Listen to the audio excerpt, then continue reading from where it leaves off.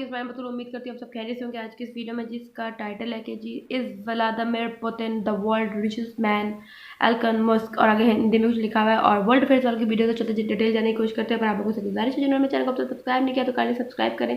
So let's take the video.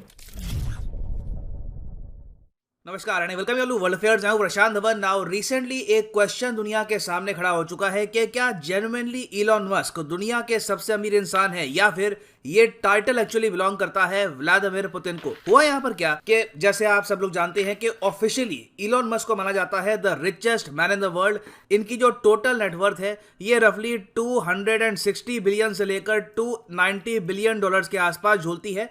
अब बीच में जब इनसे पूछा गया रिसेंटली एक इंटरव्यू के दौरान कि आप दुनिया के सबसे अमीर इंसान हैं, आपके पास इतना सारा पैसा है, आपको क्या फीलिंग आती है, what do you feel about it. तो इलॉन मस्क ने इसके जवाब में यह कहा कि देखिए, पहली बात तो मैं नहीं मानता कि मैं दुनिया का सबसे अमीर इंसान हूं। मेरा यह मानना है कि व्लादिमीर पुतिन मुझसे सिग्निफिकेंटली ज्यादा अमीर है। तो इसका मतलब अब यह है, इलॉन मस्क एटलीस्ट यहां पर ये कह रहे हैं कि पुतिन के पास एटलीस्ट 320 से लेकर 350 बिलियन डॉलर की वेल्थ खुद की है ना। यहाँ पे आप आर्ग्यू कर सकते हैं कि सर एक बात बताइए, जेन्युइनली क्या व्लादिमीर पुतिन इतने अमीर हो सकते हैं? क्योंकि अगर इतने अमीर ये है तो इसका मतलब यहाँ पर ये हो गया कि व्लादिमीर पुतिन के पास खुद की जो पर्सनल वेल्थ है ये पाकिस्तान की इकोनॉमी के बराबर है। Can this really be possible?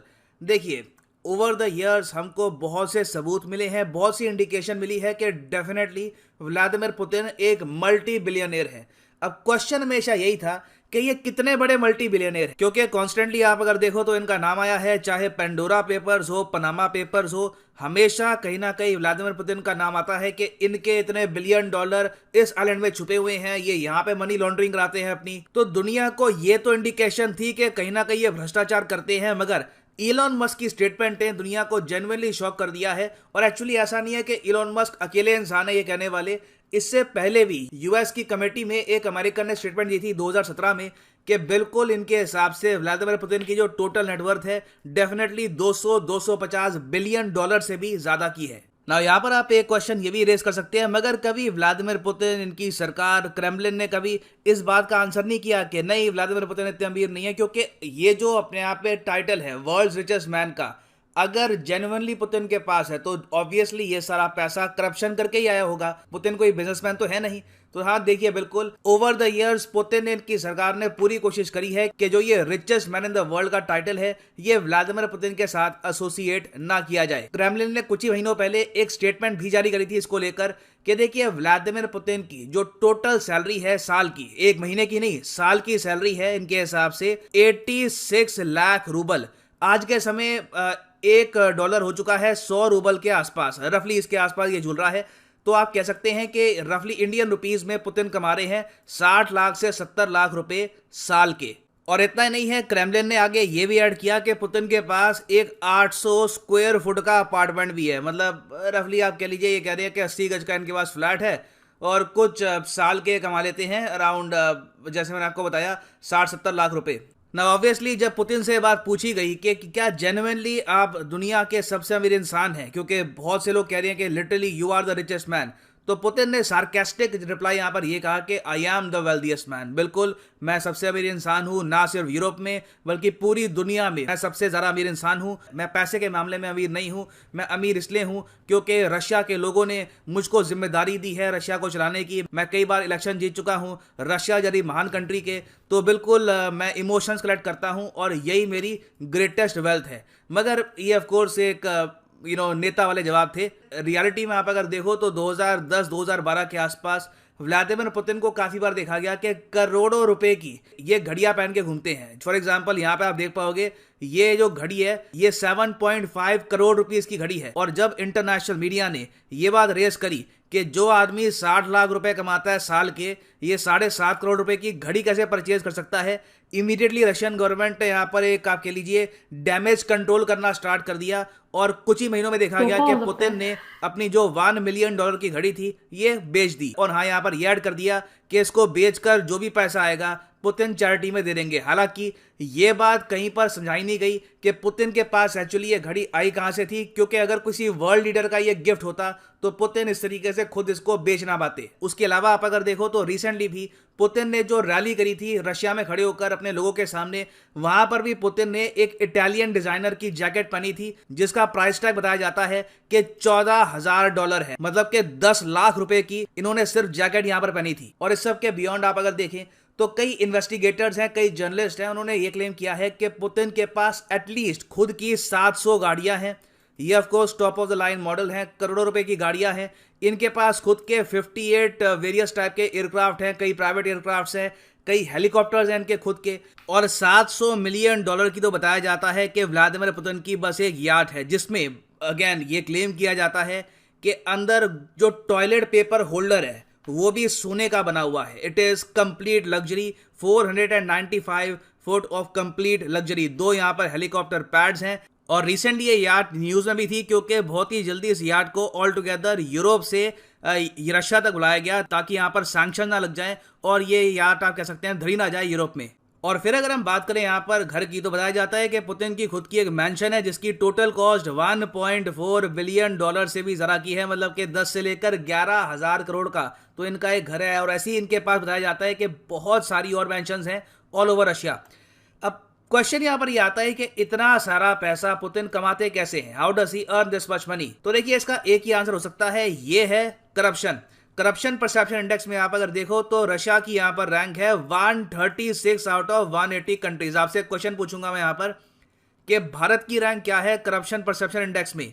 100, 85, 95 या फिर 55?